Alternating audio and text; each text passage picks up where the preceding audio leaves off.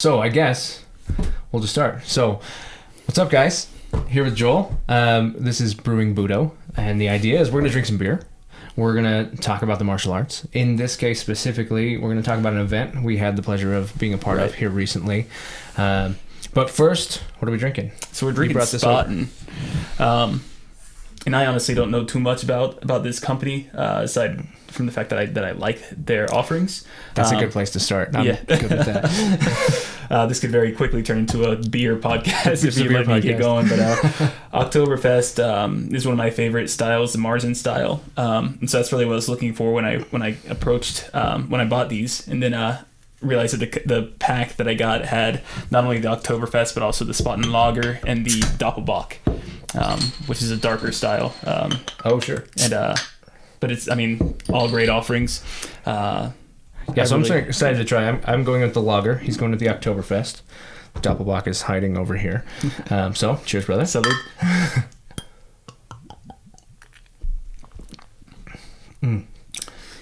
I do like that. So how did you come into this? How did you find these guys? Actually, growing up in Georgia, in Stone Mountain, Georgia, there's a German restaurant in downtown Stone Mountain Village, rather. And so when I was of age, I was able to... That's an important part. That is huge. Do that part.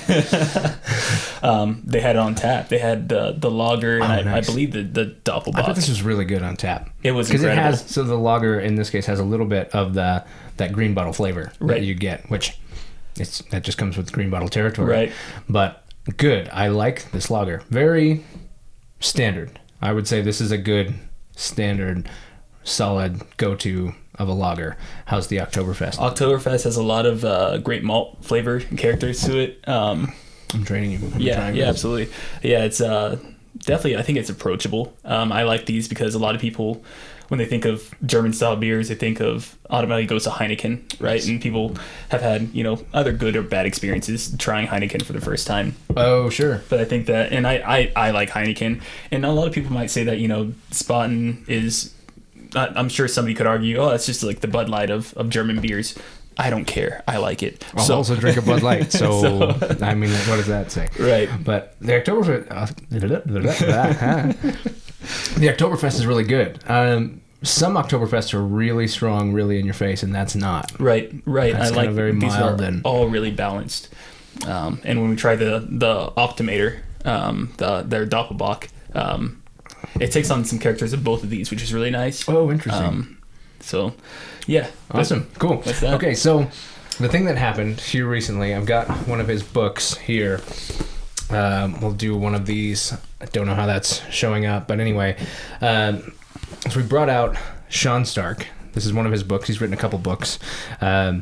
Very good books. I really like what he's doing. And his style, his format is very much a stream of consciousness almost, and I've talked to him a little bit about it, where he's full of information and he just starts rolling it out and is not even too concerned in going back and looking at it. He just wants to get the information to you, and the thing about that is he's got a lot of information. And even talking to him, definitely when we were talking, it was pretty interesting. One of the things, and I try not to jump ahead, but one of the things that happened is like somebody was talking and they mentioned a thing that had happened to them, and he's like, 10%, by the way, that's the statistic for that. Like he knows it. It's in his head. He knows what's going on. And so when he's talking about this stuff, and the book reads like you're talking to him, really, really good. Definitely check out his book. This is The Guerrilla Guide to Self-Defense, which kind of goes into his mission. And then he's just recently released another one for sexual violence. And so I think that one's really big. That's the next one I would pick up and read. Because, as we're going to talk about, we don't have that experience. Right. And that coming from, I think one of the challenges you have as a martial artist is being able to relate to what you're trying to prepare people for. Having a skill set, having something you work with, understanding a concept, and being able to relay it to people, but truly also not having had the experience that they're coming from and how it differs. And you were talking before camera rolled, you were talking a little bit about kind of what you were noticing with that. There are a lot of things that going into it, just as you said, we look at martial arts in a certain way, and we look at it from the meditative side, being able to kind of displace yourself and look at the movements and look at how it affects your mind and your body, and trying to unite those two things, right? I think that's huge. But also the survival and protection side of martial arts. You could almost say that we are blessed with the luxury of martial arts. Right. We get the ability to enjoy the things that you take, the art side of it that you can take out, the mental well-being, the physical well-being, the chance to get away from other things. And not everybody's context is that. Some people are coming from fear of things happening. Some people are coming from fear of things happening again. And, and that's one thing that I think long and hard about personally, is because even when it comes to actually being in fights, that's not a story of my life that I've been in much. Right. And so to be able to speak to that, I don't. So I have to spend time listening to people, talking to people, getting perspective of what that's like, and then just trying to make the training as functional and practical as possible to bring that in. And I think that's important if you don't have that experience, is how do you get some without just going to the bar and getting in a fight, right? And I have moral issues with that. I know a lot of people that did it. Even people in my lineage would do that. They go to the bar. Part of the goal was just get in a fight and figure it out. The difficulty for me with that is from a moral perspective. I just hurt somebody purely so that I got the experience of hurting somebody. And I don't sit well with that. It's not who I am. Right. And so while I've looked at it a lot as going, it'd be great to have that kind of experience, I personally just can't bring myself to go get it that way. So instead, we learn from other people. And, in a similar fashion, I haven't had too many situations where I've had to go and learn through violence. I'm not an individual who's been forged through war, and honestly, thank you to all of you who do put it out there every day, EMS, law enforcement, military, thank you all. 100%. Huge respect. We for wouldn't you be guys. doing this right now if it wasn't for all of that. Absolutely. So we have huge respect.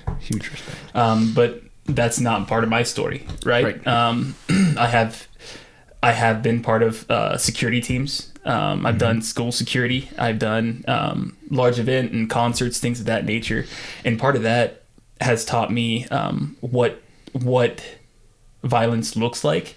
But at the same time, it wasn't happening to me. Does that make sense? Yeah. So it's something that I sought to be part of the party to it. And I sought to be part of the solution. I sought to be, to end what's happening, or to help mitigate, or to because your goal as a security professional is to control the environment. Absolutely. To a certain degree, not to take the fun out of it, but just to control what the options are, maintain awareness and recognize when things could happen, and then try to make adjustments before they happen, and in worst case, stop them while they're happening. Absolutely. And so really, if you're doing it well, if things are going the way that you want them to, and I don't say well as in did you do a good job today, but if it goes the way that you want it to go, you still don't have a lot of experience, because now you have experience with the important parts. My feeling is the soft skills. But again, the physical violence becomes part of a non-issue, because you're doing your job of making sure that that's not taking place. Absolutely. And even when it is, you got that third party component. And it is, the majority of what I strive to do is just de-escalation, whether it be in the school setting, or at a boxing match, where there is alcohol flowing and everything else. Yeah. I mean, what I've learned is that you add enough alcohol to anything and everybody turns into a middle school girl every time. It doesn't matter. That's hair pulling the whole night. It's a whole, but being able to see things before they happen, essentially, and kind of keep that. But at the same time, not to get off topic, there are a lot of things that I experienced at this clinic, that I had no context for, hearing the stories that some of these. I'm going to argue that it is on topic, because I guess we're setting the stage at this point, because we came at it from a certain perspective. We learned a lot from other perspectives. Right. And so first, now you know a little bit about our perspective. Talk real quick, and then we'll jump back to where he was going. So the event was a disrupting predatory behavior. That's actually a bit of a tongue twister when you kind of get to it. Disrupting predatory behavior. So Sean Stark founded the Guerrilla Self-Protection Program, and it's got a very cool passion which is, well, disrupting predatory behavior. And that's right. in every category. That is violence. That is rape and sexual abuse. That's child abuse. That's human trafficking. That's if it is, I mean, predator's a predator, regardless of their goal and their means. A predator's a predator. And so this event was organized. It's one of the first ones that I've ever done that had, it was not limited to women. You know, usually a self-defense course is limited to women, or at least if you want to include women, because if it's, as I kind of belch a little, it's gonna happen. If it's open to the public, sometimes creepers come. Right. And I mean, literally, sometimes predators are so brazen that they'll show up to an event about that, and as a way to find people to groom. And that's crap. And so typically we just said, okay, no men, just nope, sorry. You know, women, children, specifically women, female children, when possible, has kind of been the thing. So this one, Sean really encouraged families. Sean really encouraged anybody who wanted to be able to do it, because the truth is, this doesn't just happen to women. It just happens to be that we feel passionate about protecting the women in our lives, right? We start off with a very important woman from day one, and we add other important women to our lives, and we want to be able to help. And the way that I put it to my fiance years ago before she started training is, I can train all day, every day, and I promise I won't be there when the time comes. Right. Because predatory behavior says they will pick, they will choose, and they'll make sure that I'm not there. So she needed to train. And fortunately, that became something she was open to and has continued to do, and has been really, really good. But there's so many people that don't, or don't want to, or don't have time, or don't even think it's going to be effective. And that's where Sean comes in, building a program that it's a brass tacks program. It's how do we get into it? How do we stack the knowledge? To speak to that also, I mean, I just want to add, you know, we do have things like people feel like they don't have time to train, or they don't have the interest, whatever else. What I've learned is that a lot of times people don't do it because it brings them too closely back to that event or those events. Right. That they're trying to get away from. Right, exactly.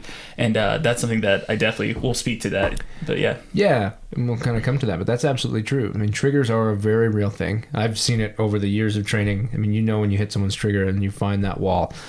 I think it's important to be sensitive to that. And if you have the time, which fortunately the people that I usually work with, it's more of an ongoing, not just a weekend. If you have the time, then it can be very therapeutic. It can be very, it can recover. It can bring back that feeling, get past that and take that part of your life back because someone took it from you. Right. And, but unfortunately the only way to get around it is to face it, and you got to face it somewhere safe. And it takes time to build trust. That's one thing. And this is the very first thing that happened at the event was a conversation about trust and trust transactions. And I thought that was probably the most powerful thing for me initially, maybe even for the whole event, was this concept of boundaries and kind of maybe micro boundaries, and the idea of establishing and vetting trust relationships all day, every day we do it. But actually putting recognition to it, putting awareness to the idea of even just how we're saying stuff. Creating an opportunity. Right. Are we inviting something to follow? Are we leaving a door open, or are we shutting it down? If we want this to stop, what does that look like? And so that was probably one of the most powerful parts for me, was the very beginning. There's a great, and we filmed it. So maybe we'll talk to Sean and we might be able to expose it. I definitely want to get people to see it. There's been a couple people I've privately shared it to who couldn't make the event, but I felt at least that discussion was really important. And really, that's probably one of the most powerful things that took place for me there. And I think for me as well, the most of what I gained from the training wasn't actually the physical part. It was those moments where we're able to break down what is trust. What is a nice guy, or a nice person compared to a predator. What are things that you can look for in a predator, and realizing in my own life, how do I come across? I think that was huge for me, is that kind of introspection. Sure. and because there are some things that and I commend you for having that, for taking it as an introspective thing.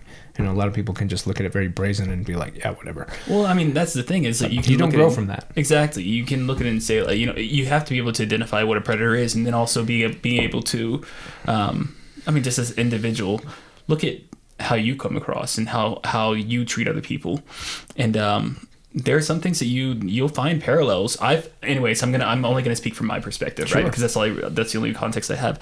So I have to look at, you know, my transactions with other people and realize how, oh, I understand how that person could have perceived the way I said that, or the way that I may have come across, and being honest with yourself. You don't know their story. You don't know how they're gonna take what's happening.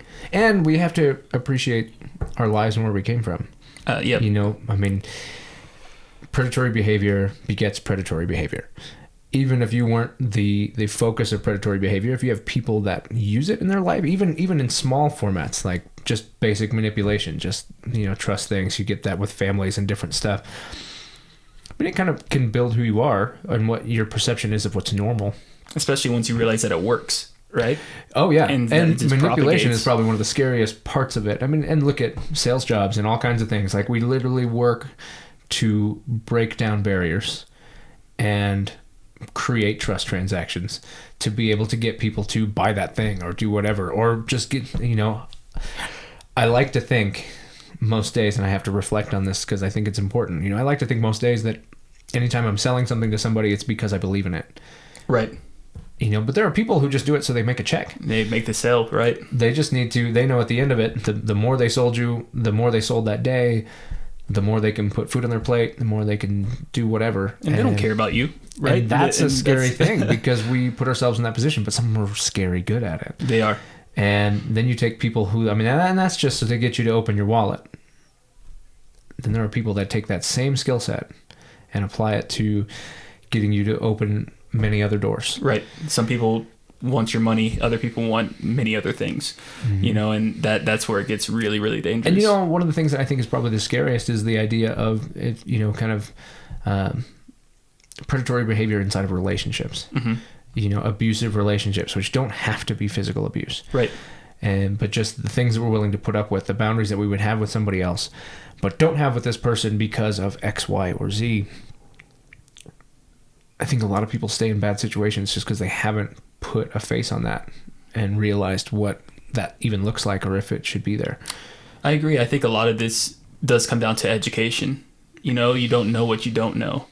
And there are things that I encountered in this clinic that I didn't realize I didn't know. That sounds silly to say out loud, but, you know. Yeah, but you don't know what you don't know. Exactly. And so to be able to look at things from the perspective, which I've gained through my life, but also to see it from perspective of this woman who may have been, or who was, you know, a lot of the women that were there have stories. More than I realized. Like, having discussions, my fiance was in the event as well, and having discussions with her after the fact, finding out some of the stories that, you know, and not even so much the stories, I haven't even heard all the stories, but just even finding out that I knew there's guaranteed there were going to be people that had been through things.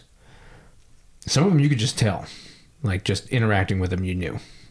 You know, some of them opened up and told you. But what was amazing to me is kind of getting the total count by the end of it through my fiance and different stuff mentioning, well, yeah, I mean, so-and-so had this thing happen. And I was like, I had no idea. You know, it's amazing. And that's something that I've noticed over the years in the martial arts. It's incredible. I feel like 1% of the people that I work with have not had something bad happen to them. And that's a stupid statistic. Well, I think a lot of it, too, is realizing that what happened should not have happened. You know, I think that we do have stories. Everyone has stories. But I think that events like this bring things to the surface that you didn't realize at first. You know, you can listen to somebody like Guru Shan, you know, expressing some of these things, and then you can, for me anyways, it brought up some things I'm like, oh shit, I didn't realize that was what was happening. You know, it may not be a story that I have, but it may have been a situation that I was in, right? And realizing, wow, like drawing a line, you know, yeah, and realizing you hadn't connected it exactly, and saying I didn't realize that's what was happening to me, or this is what was happening to that person. Yeah, or even, I mean, truth. I found out years later that my own sister was being molested by her. I'm not related to her father, but molested by her father, and I think it may have gone deeper than that, and no idea, none whatsoever, and I don't even think she knew initially. To be honest, we haven't really sat down and talked about it. I'd love to do that at some point. But some people don't want to talk about it, and that's okay. Right. But there's knowledge there there's experience and stuff to learn from. But the thing is, I think a lot of people, when someone's good at manipulating, situations happen, barriers are lowered, and you don't realize all the things you didn't want to do that you've already done now until it's way too late. And you're already in this. Yep. And this applies directly to significant others, boyfriends, girlfriends. You start making allowances for behavior or things that because you like this person, you care for this person, you love this person, and then you start letting things happen and you're like, well, but he loves me, I don't want to lose him, so I know he wants this, I'll do that, and then realizing that he's just breaking down barriers, and you know what, and the truth is, he might not realize he's doing it. Right. I think especially the younger they are, the less they have an idea of the fact that they're wielding a very powerful sword, and they haven't put that together yet. And hopefully they look back later and go, God, I was an asshole. But some of them may just not care. And that's how abusive relationships begin, is this idea of I can get you to do this for me because of your feelings for me, and I'm going to use that. And I'm going to use taking those feelings away as a way to make sure that you don't go anywhere.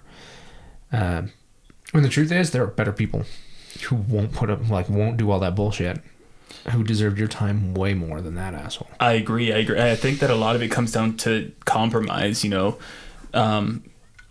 marriage, or just even in general when it comes to interpersonal connectivity, and right? Communication. Compromise, but you also have to communicate that compromise. You can make a compromise for somebody and they don't realize you're doing it. And is it truly the same? You can be selfless, but if you need that relationship to work, you need to make sure both parties know what's happening on both sides. Exactly. You can't be the only one making the compromise, right? Mm-hmm. Because that builds a level of superiority for that other person, right? Sure. And that's what a predator wants. Right. They want to be superior, and they want to. Well, then to use a weird example is the idea of in business. Mm-hmm. It's interesting how all this stuff can tie together, but in business, I can do work for you and give you a fantastic discount. Be like, you know what? I'm going to cut this part out of this project, and I'm not going to charge you for it. If I never tell you that I did that, then as far as you're concerned, we were always square. I've never done anything good for you. I've never given you anything. I've never discounted anything. And then, so the only person I'm hurting is myself. Mm-hmm. I did that for you because I wanted to do that for you for whatever reason. But if I never let you know, and it feels weird for me to be like, well, I'm going to go tell you how good of a thing I just did for you. It feels disingenuous. Right. But the truth is, if you don't know that it happened, then you have no way to actually measure it and realize that, well, God, you've done all this stuff. I really appreciate that, but no, I want to pay this part, or I want to do this, whatever. And the same thing goes in a relationship. If you are constantly doing things for that other person, but they don't know you're doing them, right, then they have no way to measure. They're only looking at what they see, and if they're not seeing those things, they might not be seeing other things, and you're not finding that area. Then eventually you're going to hit this point where you feel like you have given so much and you're just through it. You don't have anything left in the tank. And most of that comes from they just haven't, because you're not feeling appreciated. Right. But you're not feeling appreciated because they didn't know that they should appreciate the thing that you did that nobody told you about. Perspective, man. Perspective is a crazy, crazy thing, isn't it? It really is. Yeah. We expect that the way we see the world, oftentimes, that other people see things the way we do. And that's just not the case. That's not, and that's a huge part of this. You and I could look at the exact same thing happening and have completely different ideas of what's going on. Absolutely. And we're standing a foot apart from each other. Circling back to the event, I want to start by talking a little bit about Coach Sean. And worked with him a little bit, met over Instagram. He's at Sealot Junkie. I'll probably try to do this. But as far as for the podcast part, if you're listening to this on audio, wherever you found this, I'll try to have links to get to his stuff, because you should follow him. You should see what he's doing. And if you can, get involved. Absolutely. You don't have to know anything. You just have to be willing. That's it. And that's a powerful thing. Like, you don't have to know. You feel, I don't know enough to start doing this stuff for people. If you care enough, you're ready to start. And then people like Coach Sean, or if you're close to us, then, you know, we can help. Or there's plenty of people that this is, he calls it guerrilla on purpose, because it's it's popping up in community, and it's spreading, and it's happening. And he's hoping that it's that actual disrupting predatory behavior is actually finding its way out there. And I love that concept, the idea of being like, no, we're going to do something. We're going to make a change. We're not going to be a victim. Right. Where's your passion? Right. And if you're willing to do that, get involved. Don't wait. Don't even, be like, well, I'm going to go, if I need to go lose some weight, just get involved. Jump in. Being able to talk to somebody is plenty powerful. Being able to give some people things, some of the best teachers can't actually do the thing they teach. Mm-hmm. But they're very well educated in it. And, just because you can't identify with some of that stuff doesn't mean that you can't get started. But anyway, so you got to follow him, see what's going on with his stuff. He's doing some really cool stuff. Things that I noticed getting to finally get to meet him in person. We've talked, we've Skyped, we've done all kinds of stuff to communicate, and we've been kind of building this for over a year. But finally got to meet him in person. And two things I noticed. One, taller than I thought he was. He's a tall guy. He's not a small person. But softer spoken than I had realized, which is a very cool thing. Guy doesn't talk loud. But man, the stuff he has to say is worth listening to. And I really, really appreciated that, he was not this in-your-face, yell, make you feel this big, terrify the crap out of you so that you'll feel like you need to do something. He just gave it to you straight.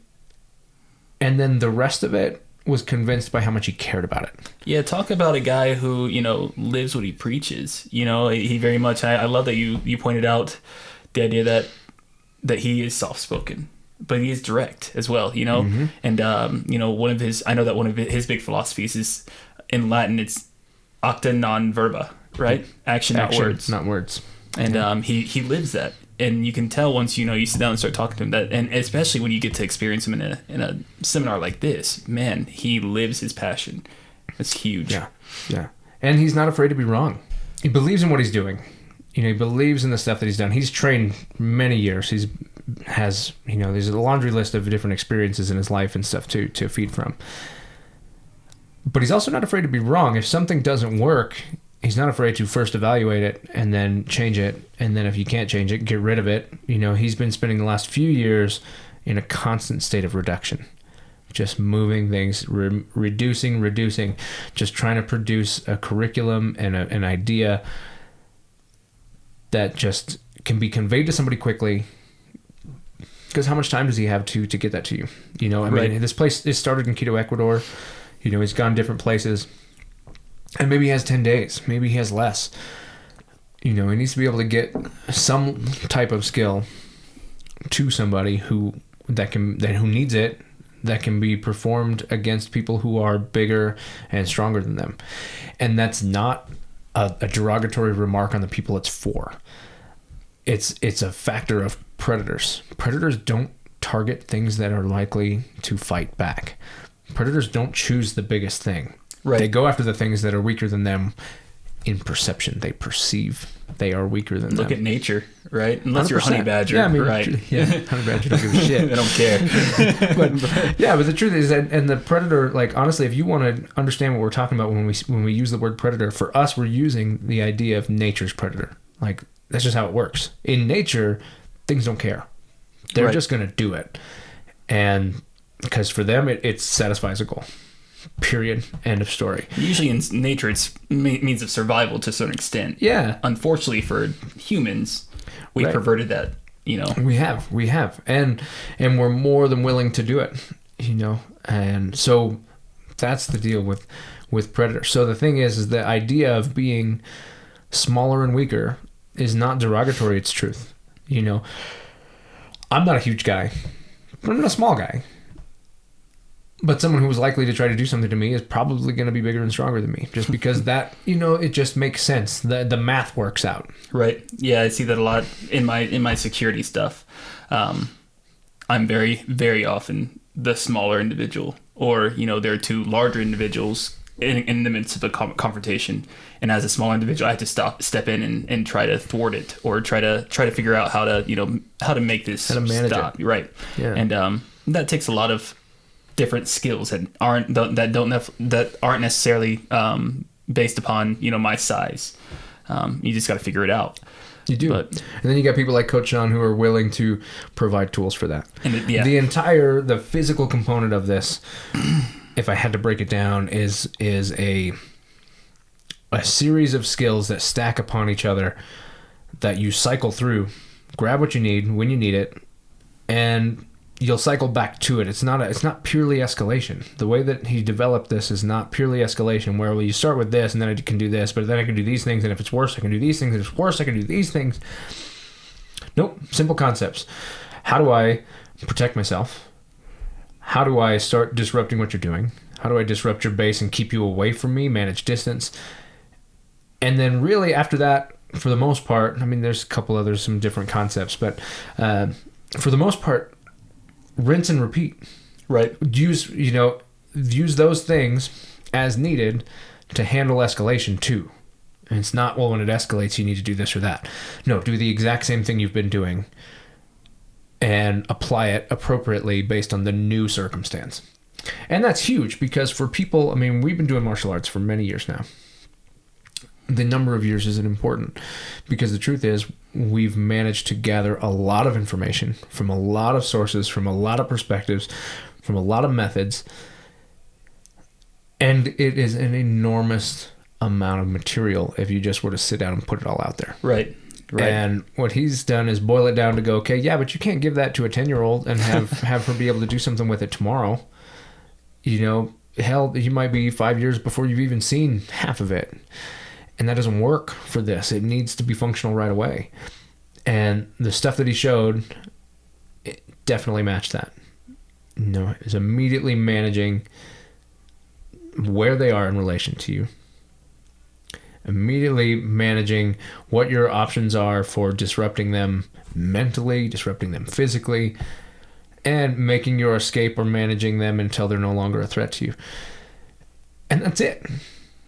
And, you know, I was thinking about this, and first I thought, you know, oh yeah, he's providing an arsenal, you know, for you to go into any situation with, but it's not an arsenal; it's a toolkit, right? It's a toolkit, because an arsenal, and it's a simplified toolkit. It really is. You know, you look at guys that work in certain trades, and they might have 8 different hammers, 38 different screwdrivers, all this stuff, and he's going, nope, I've got one real good hammer that can smack some stuff. I've got a couple good screwdrivers that manage the 90% of what I got to deal with. You know, I've got a wrench, I've got some pliers, and I'm going to use those in conjunction with each other in whatever way gets the job done. And as a person who understands the application of the principles of what those tools are doing, rather than somebody who, you know, you can go and just continue to buy tools and buy tools and buy tools because you see the value in it. But when you understand the principles, there's only so many types of tools. You know, there are tools that smash things. There are tools for extraction, screwdrivers, things like that. There are tools that drill holes. There are tools that can compress and clamp, you know, things like that. And you start, as you get, I'm missing stuff. It's not important. As you move from that, they're just combinations of those things, right? Or different leverage. You know, what's the difference between a standard set of pliers and one that you'd use for doing some plumbing? Leverage. You know, all my plumbing pliers are this long, and that's because you got to really clamp down on some stuff. You know, but the truth is the function that's happening hasn't changed. Well, I mean, I can't tell you how many times I've used when I was doing electrician stuff. You know, I'd have my lineman pliers in my hand, right? And those are great for cutting wire. but now I need to hammer in this thing. Well, I'm not going to go back down and get my hammer, right? You just made so many people cringe right now saying that you were hammering with your pliers. When you see linemen, you do what you do. You do what you do. You know what? But if you don't own a toolbox full of stuff, maybe you can afford to buy another set of lineman's pliers when the time comes. But the truth is that is what it is. And most of the time when you see people struggling, they're usually struggling because they're not understanding the tool. Mm-hmm. They're not understanding the problem, and they're not understanding the solution. And his tool set is simplified. How do you protect vital areas of your body? How do you strike vital areas of their body? How do you disrupt their base so that their standing or their ability to chase you or their ability to be up is managed? And then how do you manage if they've got a tool? Right. And really, I mean, in a nutshell, that's it. Well, and how do you do all those things from 0 to 100? If you have to, right? I mean, and that's what's great about the toolkit, right? You're able to use what you need until you have to use your hammer, right? Right. It's not, you don't jump and then straight when you're to done the with the hammer, you can put it away. Right. And then maybe you need it again, so you pick it up again. Right. And that's it. It's not, well, I've used that hammer, so it's time to do something else. Nope. Grab your hammer. If you've got a simple toolbox in your house for fixing stuff, then you know the concept of, you go back to the same tools over and over again. Hanging a picture, I'm doing this, I'm doing that, and then, now I need to do this, I need a hammer again. You don't go find some different hammer. You don't go back to the store. You don't call someone up and say, hey, explain to me how to... You just go grab your same hammer and you do it again. Right. And violence and situation management can function exactly the same. Absolutely. And I think that his concept of that and the way that he approaches it is absolutely brilliant. Well, and it's a toolkit that you can put in the hands of anyone. I mean, it works the same for us who have done martial arts for years and have, some level of understanding of how violent acts occur. Right. And body knowledge. Right. But also you can put in the hands of a 10-year-old girl. Yeah. Or, and they all, the principles all work the same, which I think is huge. Huge. We had a cool situation because it's like we had everything down to a 10-year-old girl, to elderly people. We had someone in a wheelchair who was a double amputee. Mm-hmm. We've had people in a variety of different situations. And we had teenage guys. And it didn't change. And you know what? Talking to some of those teenage guys, like, they needed it. Right. Like, and you sit there and look at them and be like, yeah, but you're kind of a tough, young, strong guy. Nope. That's not their story. Wouldn't known until, I didn't realize until after we'd been beating them with pads and all this other stuff, like what they'd been through. Some of it's just, scratching the surface. And right. Yeah. But the thing was, it didn't change, the principles never changed. What it looked like or the application may change a little bit. Didn't matter. Right. It kept being functional, and it continued to stack on itself to where you weren't overwhelmed and forgetting. By the end of it, you were pretty functional. And the truth is, there are other programs, at least curriculum-wise. I'm not going to get into their philosophy and why they're coming at what they're coming at. There are other programs that have a similar mechanic. There are people, he's not the only person who's coming up with some of these ideas. He's just decided that he doesn't give a shit about that. He's going to devote his time to being passionate about doing something. Who cares if somebody else is doing it? Get started. And you know what? And the truth is, I've seen some of these other places and other things, and it's that passion and that perspective that made me latch here and stay here. Right. There's definitely all for those other things, but I love what's happening in this program. He's got there's something, je ne sais quoi, I don't know. Really, no, I do know what it is. His passion shows through his action. And he's one who, even through his videos, when I've been looking at his Gorilla Guru stuff on Instagram as well, mm-hmm. and man, even just in 1-minute videos, you can tell that he's trying to get as much information across to you as possible, without blowing your head out, without being flashy, without, I love watching some of this stuff on YouTube that I have to keep watching and be like, could I possibly? I don't, And some of it's just fun. Let's face it. You don't have to ignore the fun part. Right. Like, fun's okay. If you can't relax and enjoy some stuff, the thing is, you can't be doom and gloom all the time. You can't constantly go 100% reality and just be so mentally destroyed that your quality of life sucks. Like, right. You got to have fun. You got to enjoy it. You got to be able to screw up. You got to be able to laugh with each other. And we had that. We had people laughing. We had, it wasn't terrifying. Were some of the things scary? Sure. Someone coming at your face, even with a soft pad, it's scary. It's intimidating. I don't like it. I mean, no. but I've also had time to condition to it and learn how to figure it out. And it's still not fun. Yeah, I still don't like it. And when you work with that, but people are still laughing, having a good time. You can make these things a part of your life that don't have to take away from your quality of life. Right. In fact, they protect your quality of life, and I think that's a big, big deal. I really do. I look forward to doing it again. We went 2 days. It was weather kind of really killed the second day, but it was a 2-day event. It was very, very cool. But the thing was, and Sean didn't care. He's going, I'm not making people be there 2 days. If you can only make it 1 day, show up 1 day. If you can only make up the second day, show up just the second day. He just wanted to be able to provide it to people. And he went, I'm here. It doesn't have to be anything other than that. Just show up. Let's work. Let's figure it out. Let's do something. He matches the same philosophy as me, which is I don't ever want money to be a reason why somebody doesn't train. Right. And, money's necessary. Like, there's travel involved and things like that. And so it's got to be a part of it. But I never once did it come across as his goal. Right. Never once. That's huge. That's a big, And so much so that by the end of it, not even by the end of it, from the beginning, and then ultimately by the end of it, he had us working with finding a local organization that we could contribute some of the proceeds to that local organization of our choice to help feed back into our community. He wants it to be something that's enriching the community. And this isn't his community. This is our community. And he empowered us. He empowered our people. He empowered our programs. Yeah. It's amazing. Well, his whole principle of being guerrilla, and he uses the image of a gorilla, the ape, but he spells it in the that optimator. Move to the next beer.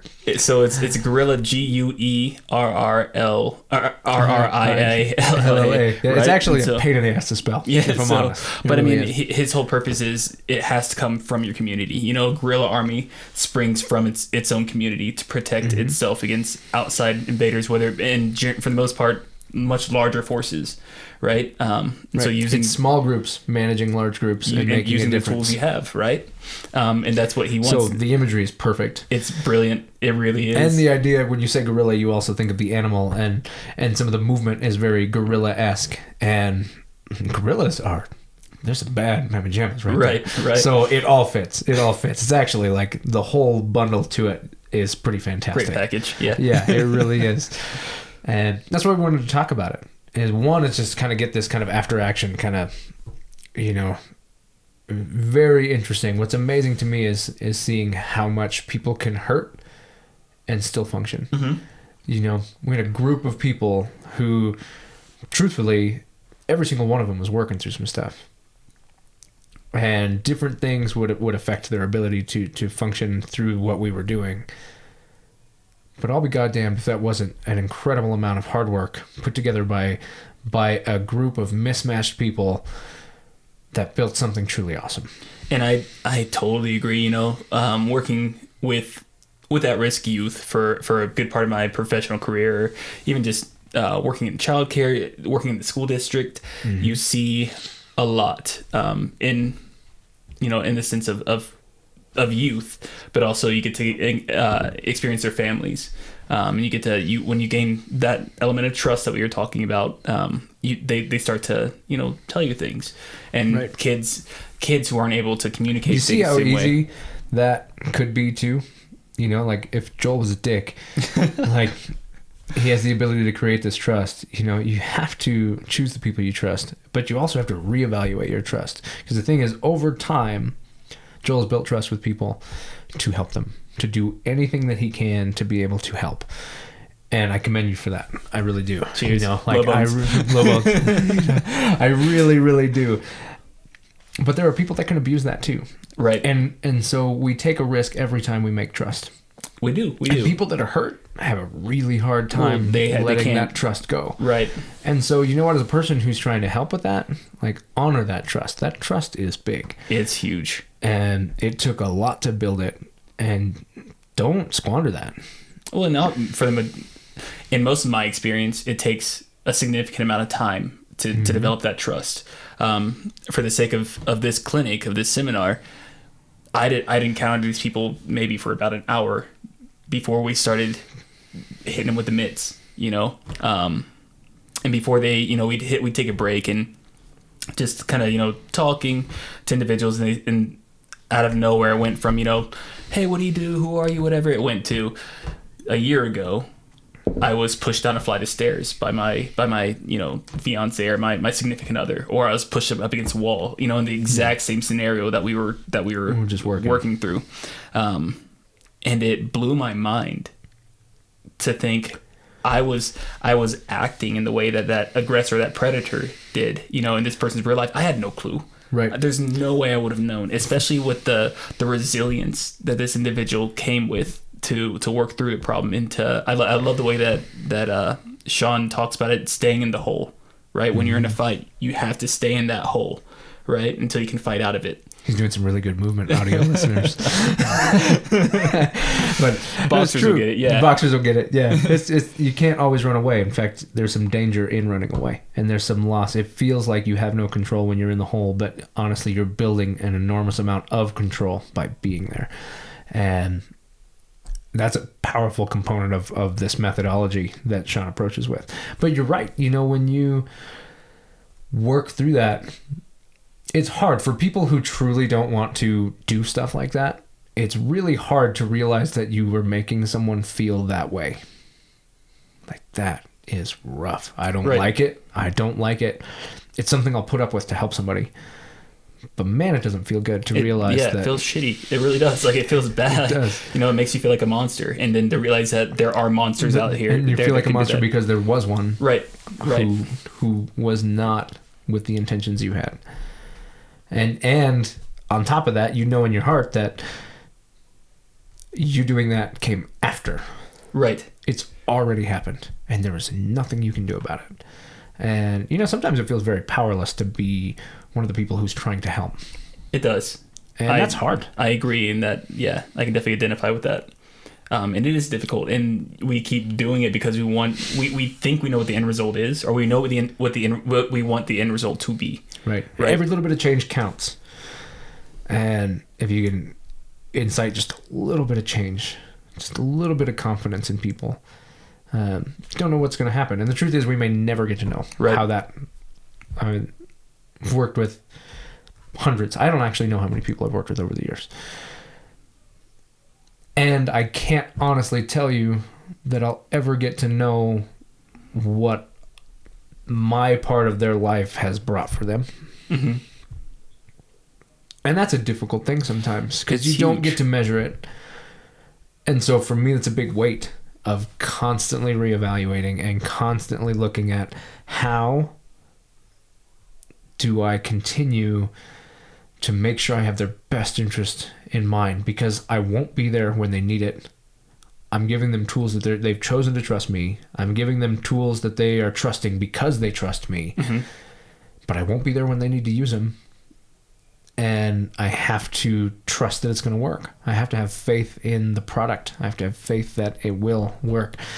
And that reevaluation is huge.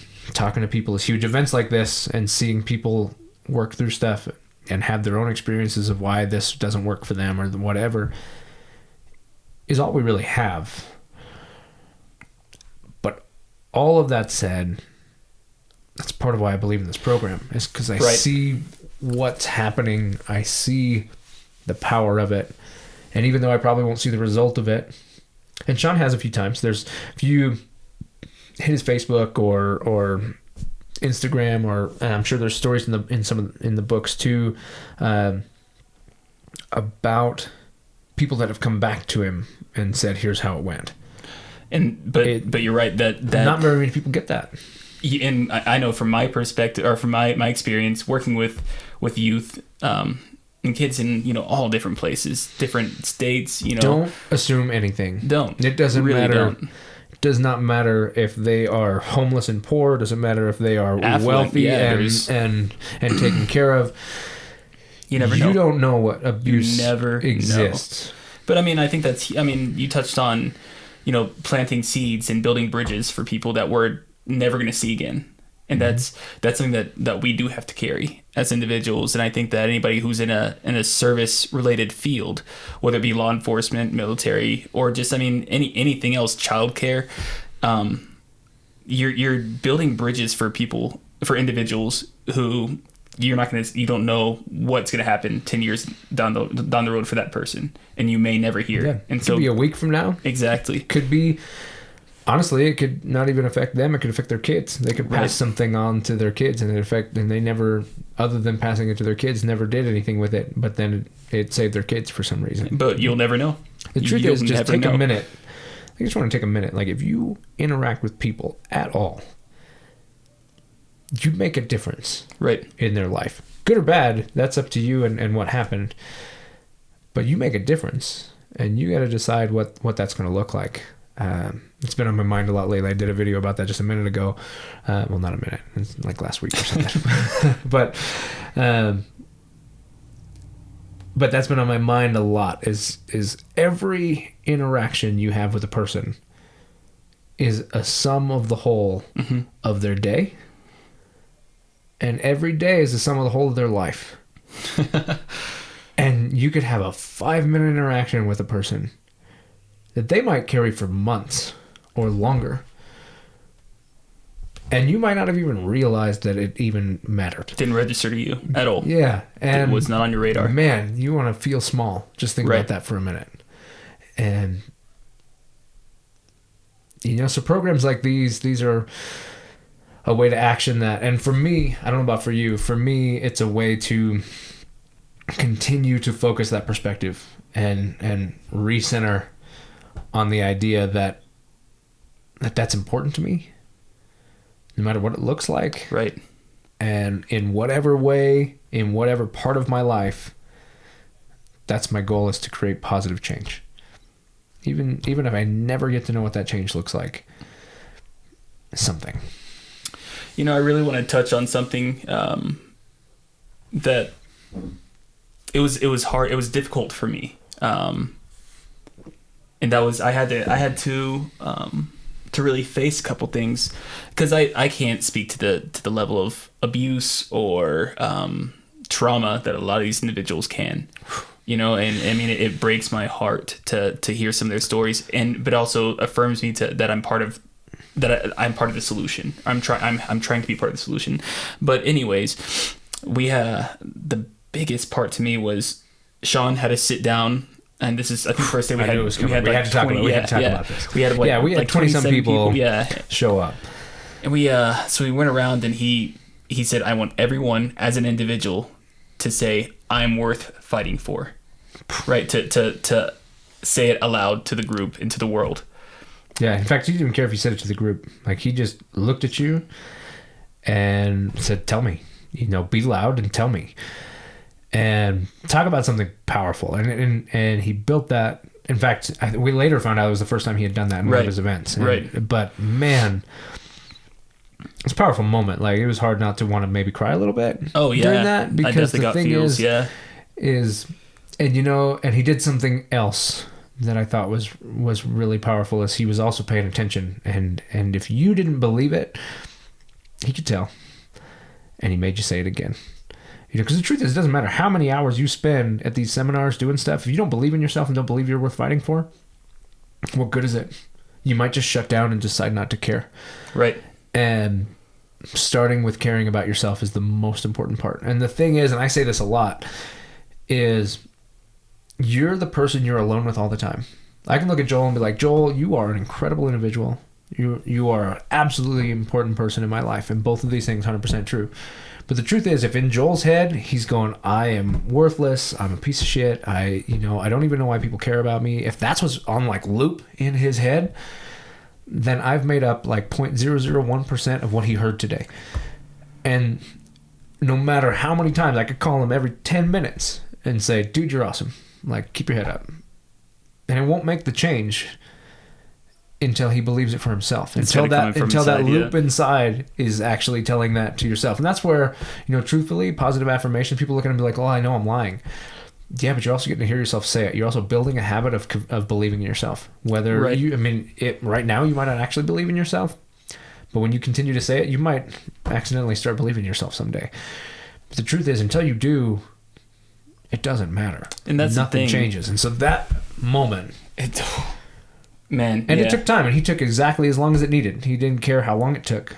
He said, one at a time, let's go through it. And even though we were helping run the event, and we did it too, we weren't exempt from this. And everybody in the room needed to be a part of that. Yeah, I mean, and as someone who was helping to put this on, you want to be able to come in with confidence and be able to say, I'm worth fighting for, But personally, I have struggled with that in my life. I've been in that dark place. I've been, in the place where I felt like I was, and I had incredible individuals in my life. You were one of them, or you are still one of them who has been there and said, you're worth it. You're worth all this, and I had to sit and, try to convince myself that I was, and it didn't always work. Doesn't always work. And, I've gotten to... It's amazing how much we can fight our own selves. Yeah. But I've gotten to a point where... And it's a constant battle, right? You can be... Doesn't stop. Yeah. But I've gotten to a point where... the point is, when it got to me, when in that circle, being able to say that aloud, it felt so great to be able to... It was a release. It was a relief. To be able to actually feel it, right? Yeah. And to know that I wasn't alone. And I think that's a big part for me anyways, to know that I'm not alone in this thing we call life, right? And that right. I'm not the only one that's scared, that I'm not the only one who suffers, that I'm not the only one. And it's relative to who you are and what you've been through. I mean, every single person, it was amazing to me that every single person said the same words. He had you say, I'm worth fighting for. That was it. I'm worth fighting for. There wasn't a person in that room that said that while coming from the same place as somebody else who said it. Every single person who said that, where they came from was somewhere else. Was their own. It was personal. It was for them. And you didn't have to tell anybody. And you don't have to tell anybody. Because it's for you. It's for you. Where that comes from and what it means to you is for you, and it doesn't matter. You can choose to share it with somebody. You can choose to talk to somebody about it. And that's powerful in itself. Mm-hmm. But the truth is, you got to be able to do it for yourself first. If you can't do that... Well, and that's something that I've had to come back to is, the whole, you're on an airplane and the masks deploy, right? And you have to secure your own mask before you can help anybody else, including your kids, right? Including your own children, and who you may care more about. Like, you could say, "Rip me out of this plane right now." Right. I want to make sure going, nope. Put yours on first. You can't help anyone else until you're taken care of, right? And they can't stop you. They can't change that. But the truth, you can do it however you want. They're not. They're going to be putting their own mask on. They're not thinking about it. But the truth is, if whatever's going on, you not putting your mask on prevents you from finishing it for your child, then you failed your child by not doing the thing that was necessary. You thought you were doing the right thing, and you actually were doing the wrong thing. Right. It's counterproductive. Yeah. And that's hard sometimes, to really, truly look at what is the actual value of this. It's a big picture thing. Really is. And I think, and this has somewhere to go. Damn it, again. All right. And we're going again. And this has somewhere to go. The thing is this event, that's what this event was about, is you have to be able to believe in yourself. You have to be able to believe that you are worth fighting for. You have to be able to believe that it does matter what happens next.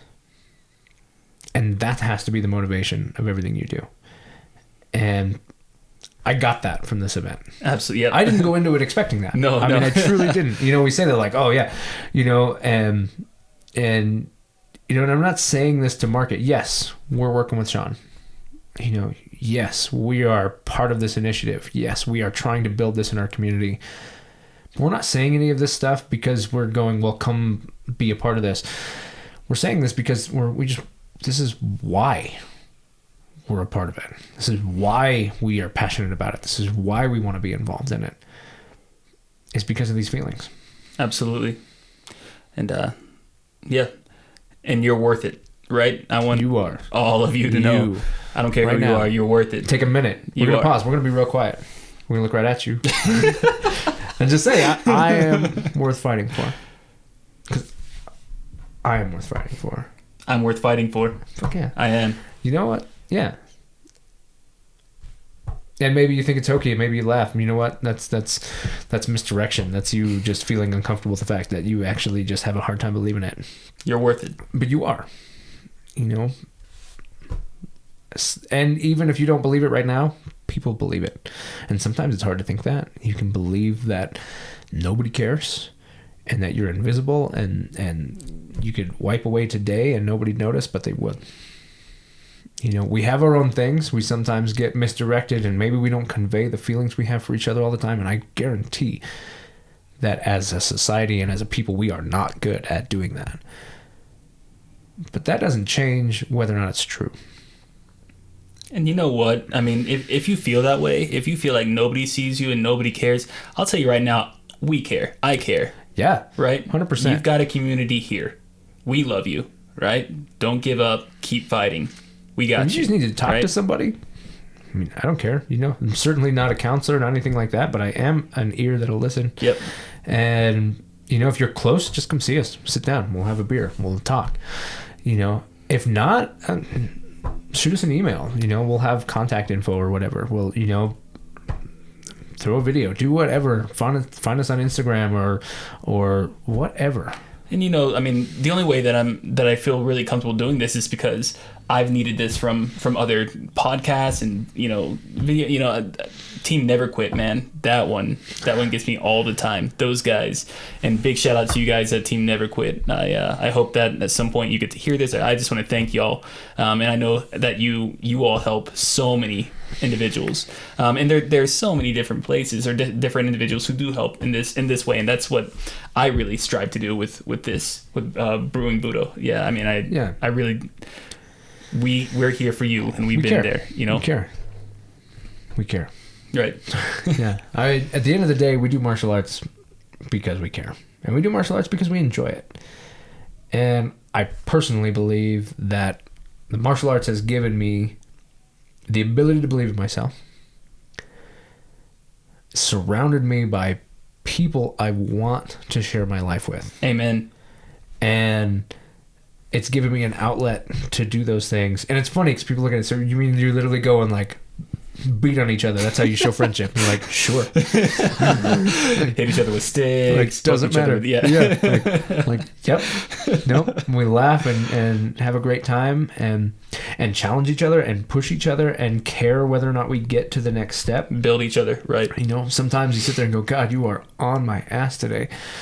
And the thing is that doesn't come out of hate, that comes out of love. Well, and I love the way that you've always put in the dojo that, you know, the dojo is a pressure cooker. You know, you go through things in the dojo that piss you off and make you that hurt and that, but it's so much better to go through it there with people that love you and that you can trust in than to experience it for the first time outside the dojo, right? Right. It's better to, and honestly, it makes you, every other experience that you have in life, I've gone to work the next day from dojo and experienced things that, you know, sucked. But I said, you know what? It's not nearly as bad as when Ken put me in that hold. Or, you know, like it puts things in perspective. When somebody's not on top of you, choking you to death, right? You know, we say stuff like that, but it's like, you know what? I personally, I mean, I'm not afraid to say it. Like when I first started training, I did not come into this as a person. I had not specifically been bullied. I had not had a lot of bad things. I just enjoyed it. I grew up with the Teenage Mutant Ninja Turtles. I grew up with the Power Rangers. I grew up with all that stuff, and I just loved it. I fucking Van Damme. Like, you can't tell I'm wearing a shirt, Van Damme, if you're listening to the audio stuff.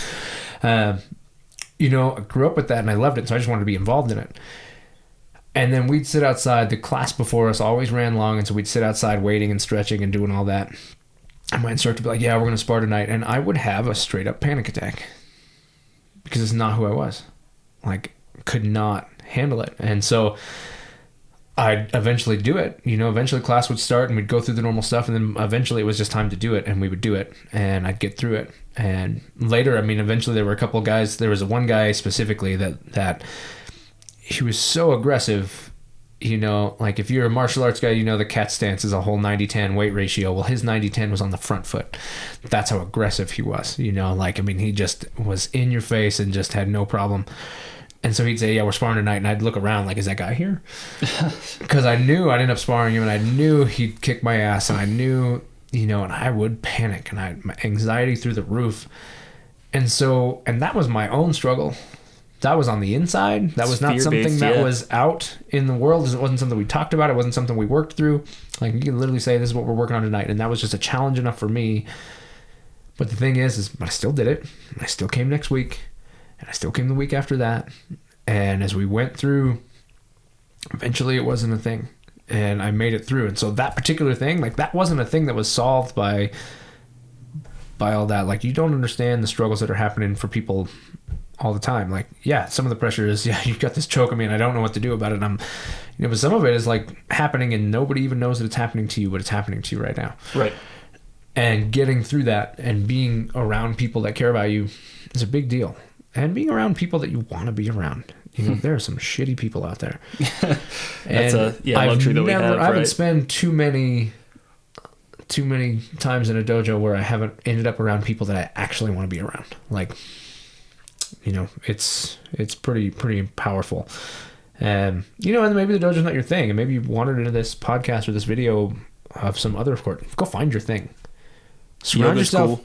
Surround yourself with people that you want to be around.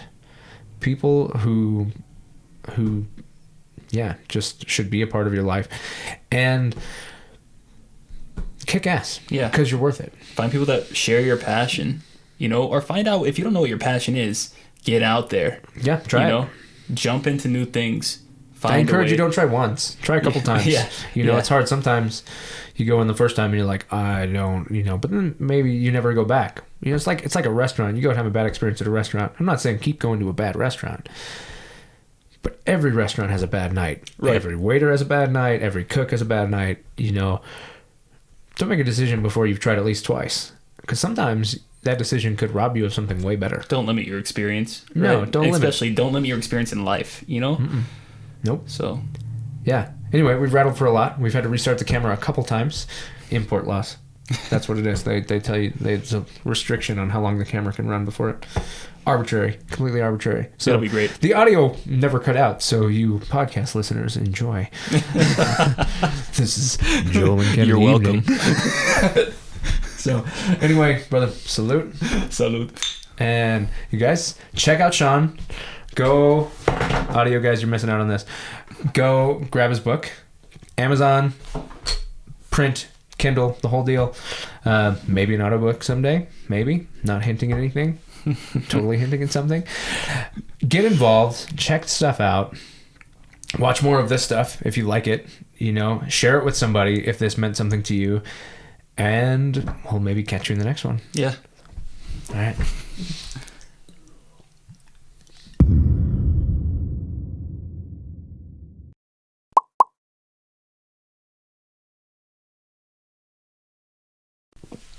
That was awesome. It was fun. It was good. Man, yeah, it's funny. Once you get started, time can pass by way quicker. I was like, yeah, we'll do like 15, 20 minutes. No, it'll be exactly famous what last words. Yeah.